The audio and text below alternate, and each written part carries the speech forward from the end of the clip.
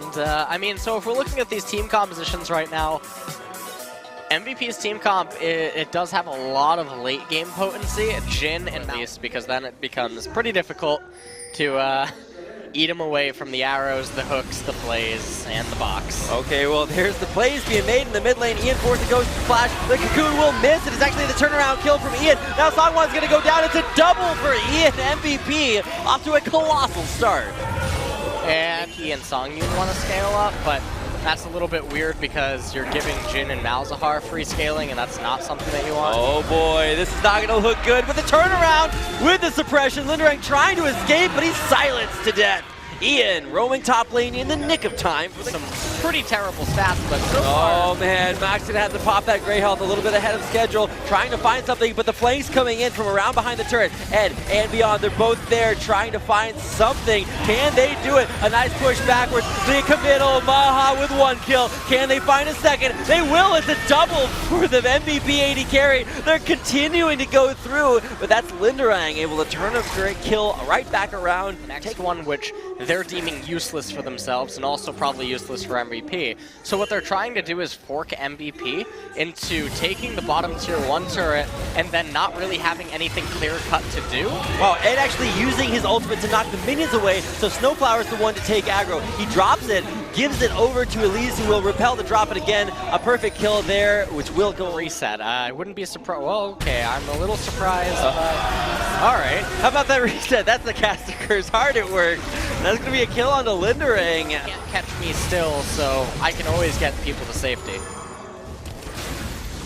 Yep, and whoa, okay, well, okay, let's, no, the save, it's coming in, it's real! Max able to save Ian from almost an uncertain, untimely demise. Ed equally incredibly escaping there with his life, Beyond trying to run away as well. The Freaks in hot pursuit, the hook lands on to Beyond. He is out of there. Now it's Ed's turn to try to escape once again, this time less miraculously, and he's the next to fall. Yeah, and I really just question what is Maha doing during all of this, or why are Rika going for a very sneaky Baron, and that gets snipped out immediately.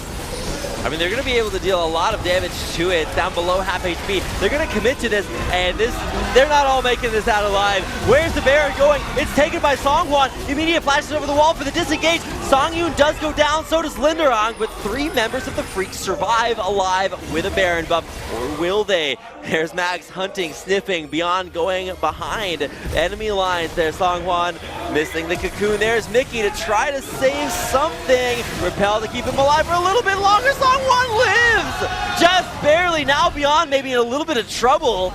Turn around and Beyond will stay alive for at least the time being. The farther he travels, the more damage it deals. Well, there's the pick on to Beyond. One pick, one catch into another. Beyond trying to survive. He's doing a pretty good job. Another flay pulls him right back in, but he's still in there. No! Snowflower ends his life with another sick grab.